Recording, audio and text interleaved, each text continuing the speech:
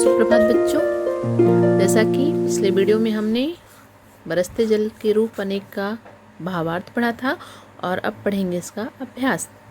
तो आइए पाठ में से पहला प्रश्न है, दादाजी ने हाथ हिलाते हुए बच्चों को वापस आने का संकेत क्यों दिया? उत्तर है, दादाजी ने हाथ हिलाते हुए बच्चों को वापस आने का संकेत इसलिए दिया क्योंकि ओले पड़ने वाले थे। दूसरा प्रश्न है, दादाजी ने बारिश का आनंद कैसे लिया? उत्तर है, दादाजी ने बारिश का आनंद अपने बरामदे में आराम कुर्सी पर बैठकर बच्चों से बारिश जल के बारे में चर्चा करते हुए गर्मा गर्म चाय और पकौड़ों के साथ लिया। अगला प्रश्न है, पाला क्या होता है? अगला प्रश्न है, पाला क्या होता है? तो दादाजी ने बच्चों को बताया कि शीत ऋतु में जब ज़्यादा ठंड पड़ती है तो वातावरण में जो भाप होती है वह जम करके कहना चाहिए कि वनस्पतियों, घास, पेड़ पौधों में जम जाती है, जो कि सुबह सुबह बर्फ़ की एक चादर सी दिखाई देती है, वही पाला होता है। अगला है क्वेश्चन, हिमपात कहाँ और कब होता है? हिमपात कहाँ और कब होता है? तो दादाजी ने क्या बताया था कि हिमपात शीत ऋतु में हिमपात कहाँ और कब होता है? हिमपात पहाड़ी क्षेत्रों में होता है और यह शीत ऋतु में होता है। जब ज़्यादा ठंड बढ़ जाती है तो वातावरण में जो नमी होती है वह बर्फ़ के रूप में बदल जाती है और जब वो गिरती है इसे हम हिमपात कहते हैं। ठीक। अगला क्वेश्चन है क्वेश्चन नंबर 5। नीचे कुछ कथन दिए गए हैं, पाठ के आधार पर लिखिए कि ये कथन किसने कहे और किससे कहे।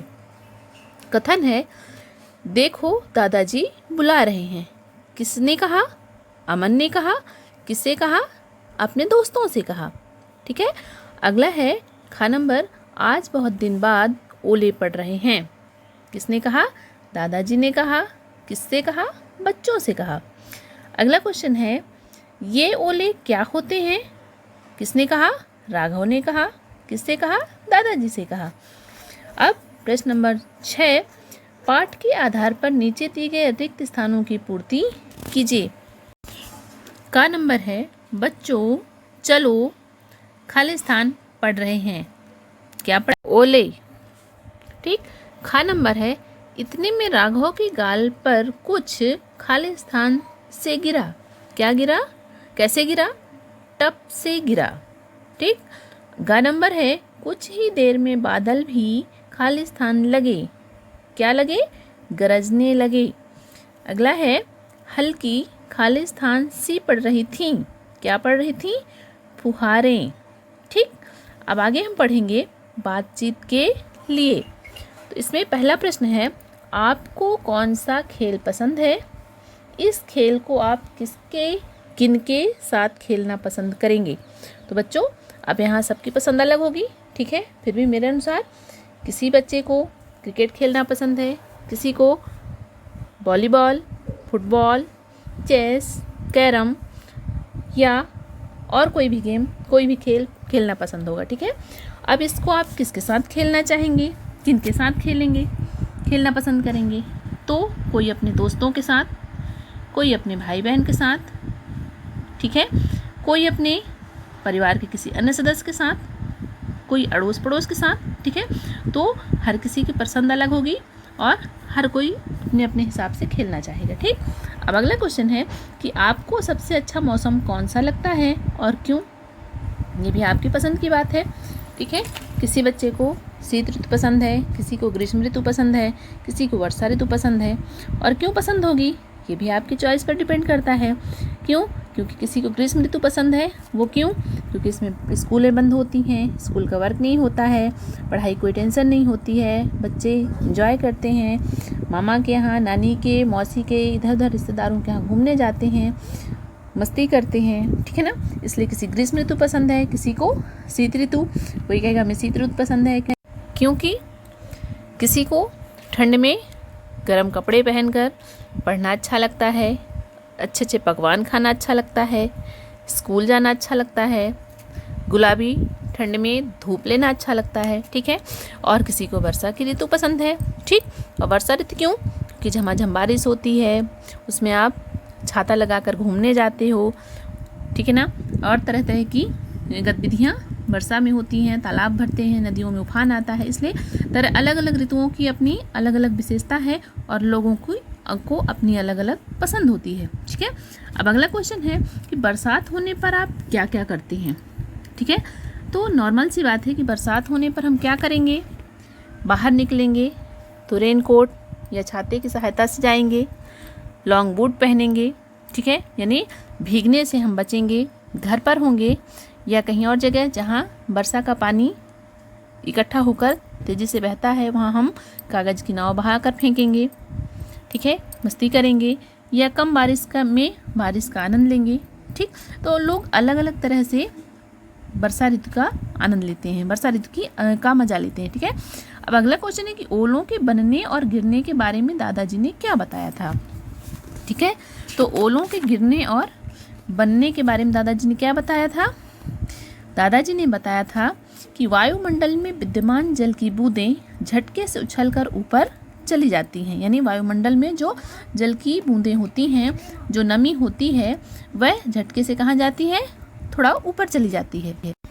और ऊपर की हवा बहुत ठंडी होती है, तो ये बूंदें वहीं जमकर ओले का रूप धारण कर लेती हैं और इसी प्रकार हवा के झोंके इन्हें और ऊपर उछाल देते हैं, यानी और ज़्यादा ऊंचाई में उछाल देते हैं, ठीक है। तो इन ओलों के ऊपर बर्फ़ की और परतें भी जम जाती, यानी कि पानी की बूंदें जितने ऊपर जाती हैं उतने ही वहाँ जो नमी होती है, जो कि ठंड की वजह से बर्फ़ के रूप में बदली हुई होती है, वो उन बूंदों में परत दर परत जमती चली जाती हैं, जिससे उनकी यानी जो बर्फ़ की बूंदें बर्फ़ की मतलब जो ओले का रूप धारण करती हैं वो भारी होने लगती हैं, उनका आकार बड़ा होने लगता है और वो बड़ा होने की वजह से नीचे की ओर गिरने लगते हैं, ठीक है। अब अगला क्वेश्चन है अनुमान और कल्पना, ठीक। अब अगर आप पहाड़ों पर घूमने गए हैं और अचानक हिमपात हो जाता है तो क्या होगा, ठीक है। अब आप अनुमान लगाएंगे और कल्पना करेंगे कि अगर आप पहाड़ों पर घूमने गए हैं और अचानक हिमपात होता है, यानी बर्फबारी होने लगती है, तो आप क्या करेंगे। अगर आप पूर्णतः तैयारी से गए हैं तो आप बर्फबारी का आनंद लेंगे, ठीक है।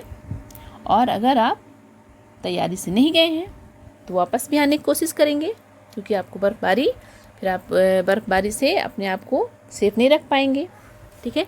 जब तक आप वहाँ घूमने में समर्थ होंगे, घूमेंगे, वहाँ का आनंद लेंगे, ठीक ना।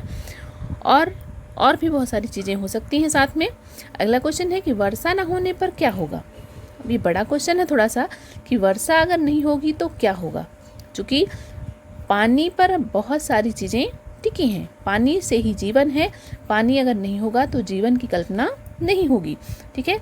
तो वर्षा नहीं होगी तो क्या होगा, वर्षा नहीं होगी तो सूखा पड़ेगा, ठीक है, फसल नहीं होगी जिससे खाने पीने की किल्लत भी बढ़ जाएगी, ठीक है। और वर्षा नहीं होगी तो पानी की किल्लत से जीव जंतु और धीरे धीरे बड़े बड़े जानवर भी परेशान होंगे, यहाँ तक कि उनके जीवन की समाप्ति भी होने लगेगी, ठीक है। सूखा पड़ेगा जिससे वातावरण पर बुरा असर पड़ेगा, ठीक है, गर्मियाँ बढ़ जाएंगी, लोगों को खाने पीने की किल्लत होंगी, यहाँ तक कि अगर लंबे समय तक वर्षा नहीं हुई तो जीव जंतु और मानव के जीवन के भी लाले पड़ने लगेंगे, अर्थात सिर्फ जीव जंतु ही नहीं बल्कि बड़े जीव और मानव भी मृत्यु की ओर अग्रसर होने लगेंगे, ठीक है। अब अगला प्रश्न हम पढ़ेंगे भाषा की बात।